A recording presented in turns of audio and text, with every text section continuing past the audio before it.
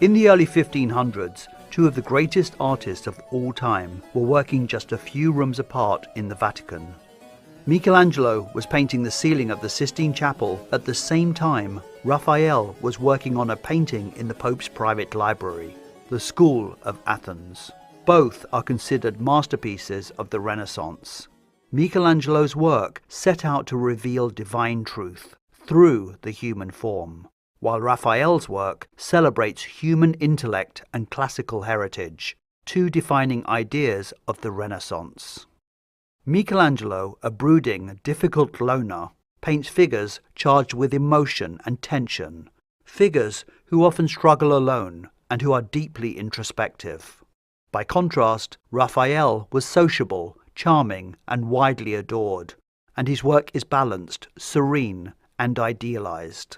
His figures are elegant, calm, engaged, and intellectually poised, the sort of company the artist surrounded himself with in real life.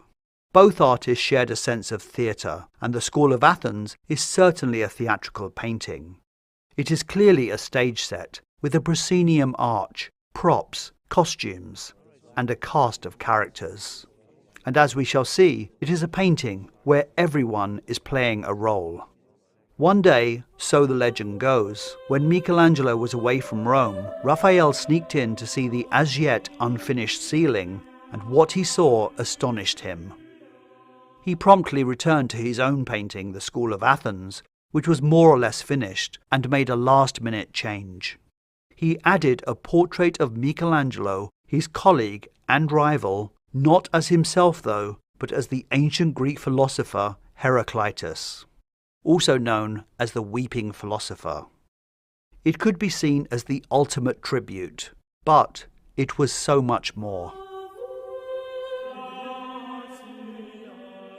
Raphael died tragically young at just 37, and yet what he left behind is nothing short of extraordinary. In a career spanning just 20 years, the Vatican Commission was the beginning of the most important phase of his short but remarkable career. Three giants of the High Renaissance were all active around the same time: Michelangelo, Raphael, and Leonardo da Vinci. Each was trying to outdo the other, while at the same time the popes were trying to outdo their predecessors with extravagant commissions. Pope Julius II, who commissioned the Raphael frescoes, as well as the Sistine Chapel, despised his predecessor Alexander VI, and artistic commissions were a way for him to stamp his mark. Together, artists and patrons pushed Renaissance art to exceptional heights. In the Vatican, Raphael was just meters away from Michelangelo, who he greatly admired. But the feeling was not mutual. Michelangelo saw Raphael as a threat and had accused him of stealing ideas. Before this period, artists were often anonymous craftsmen. Then they began to be recognized as individual geniuses, when patrons like the Medici helped elevate their social standing. They weren't celebrities as such, but some, like Raphael and Michelangelo, were widely known, admired, and even mythologized in their own lifetimes.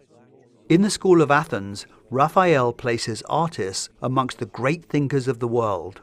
By showing Michelangelo, Leonardo da Vinci, Donato Bramante, and himself among the giants of history, he is elevating the role of the artist to that of philosopher, intellectual, and visionary. This is the beginning of the artist as a personality and a public figure. In 1508, a 25-year-old Raphael was summoned to the Vatican by Pope Julius II to decorate a suite of rooms in the Pope's private apartments. For the ambitious young painter, it was the opportunity of a lifetime. The first room that Raphael tackled was the Stanza della Segnatura, or the Room of the Signature. At the time of the commission, it was the Pope's private library.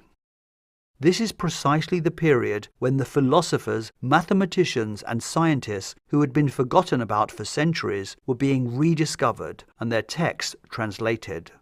The rebirth of ideas, or what we now call the Renaissance.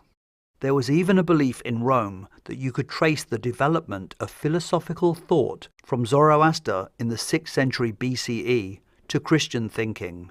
And that is what Raphael was hired to illustrate. His concept for the room was ambitious. He wanted to represent the totality of human knowledge in 4 branches: theology, philosophy, poetry, and law. The idea was that Pope Julius would place his collection of theology books under the theology fresco, his philosophy books under the philosophy fresco, and so on. The walls are designed to be conversations between opposites, a humanist synthesis of classical and Christian traditions, and to emphasize their complementary roles in the pursuit of ultimate truth. In Raphael's decorative scheme, law faces poetry, and philosophy, what we now call the School of Athens, faces theology. The open sky to the outside world is one way in which Raphael links all the 4 walls.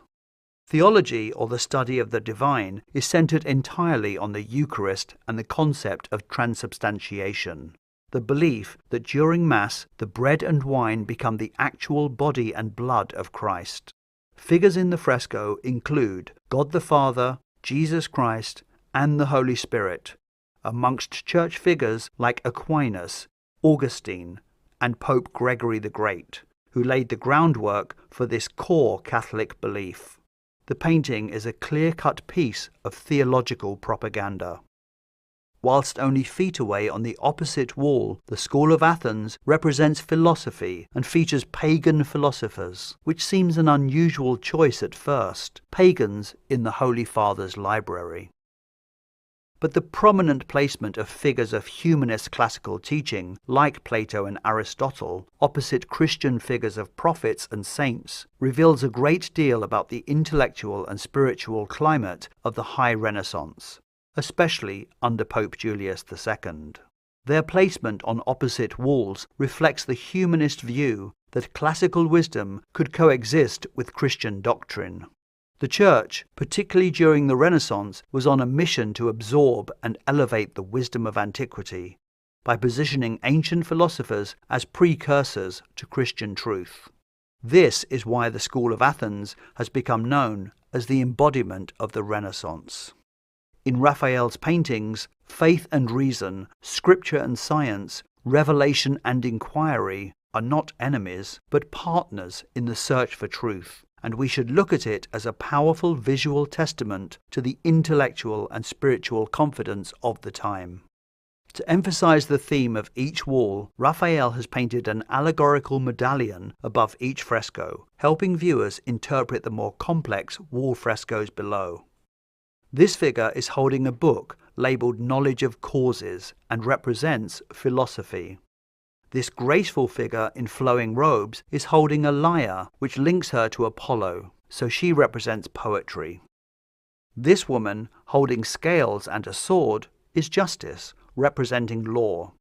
And this woman, holding a book inscribed with Knowledge of Divine Things, represents theology.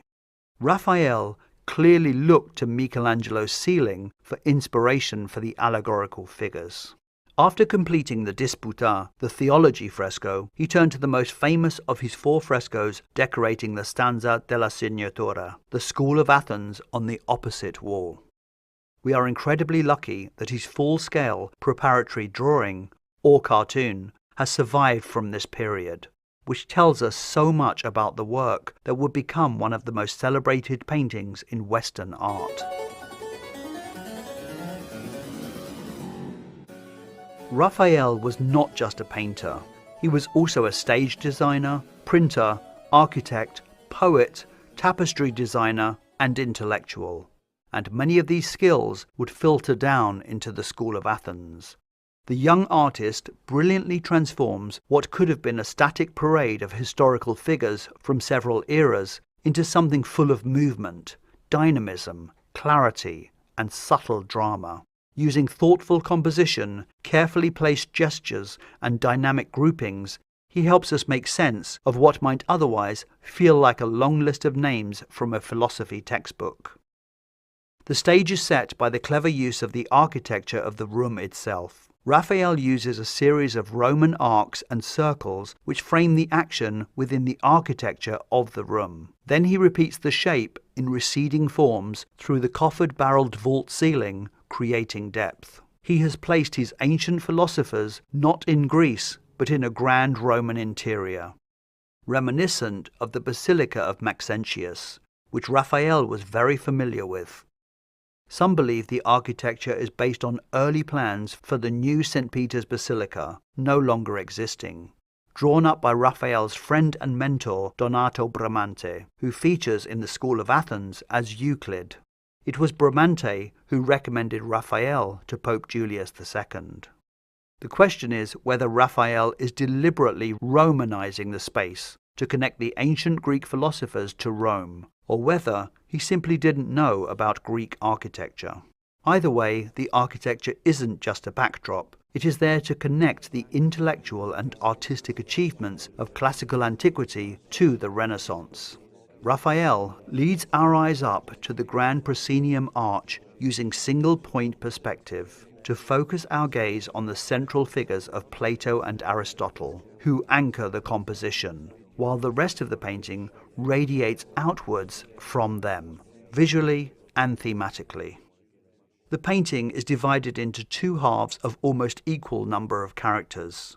The left represents the philosophy of the ideal, the belief that ultimate reality is found not in the physical world, embodied by Plato. And the right represents empiricism and the study of the natural world, science and reason, embodied by Aristotle.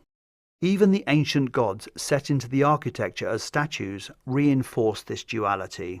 On the left is Apollo, the god of poetry and music, who is linked to hearing, a sense connected to abstract ideas, harmony and the ideal. On the right is Athena, the goddess of wisdom, who is linked to vision, the sense most tied to evidence, reason and the physical world. So the sensory divide mirrors the philosophical one. Hearing for the ideal, vision for the empirical. Raphael even sneaks in a self-portrait on the right-hand side, the side of vision, the voice of evidence-based thinking. In this film, I want to do something different. We will look at the full cast of characters, but then I want to pay special attention to the figure of Heraclitus. The figures are mainly in groups, with a couple of exceptions, and mostly Greek philosophers, but not exclusively. They are standing, sitting, discussing, listening, and taking notes, creating a real sense of movement and energy, and most importantly, cooperation. Plato and his student Aristotle, two of the most influential thinkers in Western philosophy, take center stage. Each of them has played a major role in shaping Western thought, and their distinct philosophical ideas were integrated into Christian doctrine in different ways. Plato, holding his book, the Timaeus, believed that true knowledge comes from above, from the metaphysical world, and he gestures upwards towards the heavens. Aristotle, who holds his Ethics, was grounded in the empirical world, that which can be observed, categorized and reasoned through in daily human experience, and he extends his hand outward, palm facing down towards the earth. Those simple gestures captured something essential about these two philosophers, but also reveal something of Raphael's own time. Plato is portrayed using the likeness of Leonardo da Vinci, who Raphael had studied and almost certainly knew. Here, it's a visual argument that Leonardo, like Plato, sought eternal truths, unified disciplines, and elevated human thought, making him the perfect embodiment of the Platonic ideal. Raphael then arranges the other philosophers to align loosely with this abstract versus practical divide. To the left of Plato, we can see Socrates, who is shown mid-discussion embodying the Socratic method, a form of cooperative argumentation through questioning and logical reasoning.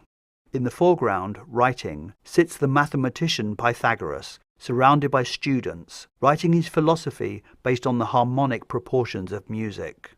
Pythagoras' presence on the left side, beneath Apollo, the god of music, reinforces the connection between mathematics and the harmony of sound. Just above Pythagoras is a figure in a white cloak, with a hand on their chest. It is thought to be a portrait of the Pope's nephew. His feminine features reflect the revived classical Greek ideals, where youthful men often had androgynous features. Some suggest it is Hypatia, the greatest mathematician and astronomer of her time during the late Roman Empire, and the only woman in a room full of men. Like many in Raphael's painting, identities can be ambiguous and shift as time passes. Raphael also includes Islamic scholarship in his grand tableau. A figure in a turban is thought to be Averroes, the influential Spanish-Arabian philosopher who also contributed to early music theory. Moving over to the right side of the painting, we move from the ideal to the empirical, from the world of theory to the world of evidence and observation. In the right foreground, we see another contemporary figure, Bramante, playing the part of Euclid. He is pictured opposite Pythagoras the idealist, and by contrast represents mathematics as a practical, rational tool for understanding space and structure. In other words, observation, logic, and method over mysticism. He is explaining geometry to his pupils, showing us the stages of understanding. One leans forward reading, another turns to his companion as he grasps the concept. The one above is already thinking about how to apply his newfound knowledge. Comprehension grows as we move around the group. Raphael reinforces the theme of pedagogy, teaching and learning. Both Euclid and Pythagoras are surrounded by students, showing how important knowledge and learning were to Raphael and the intellectual climate of the Vatican. The man with his back turned holding a globe is thought to be Ptolemy, the astronomer, mathematician and geographer, while the figure holding a celestial globe is likely to be Zoroaster, the Iranian prophet associated with astrology and cosmology. Raphael's overarching message is that truth is a shared human endeavour, not confined to geography, religion, or even philosophical schools. And there amongst Ptolemy and Zoroaster, the very cream of intellectual thought, is Raphael himself, whose placement here may signal the artist's role as a modern synthesizer of cosmic and earthly knowledge.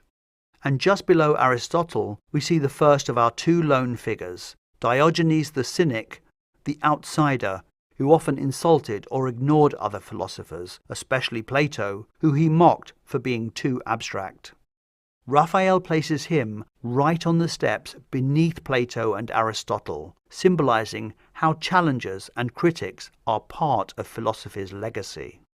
But now, let's focus on the other lone figure.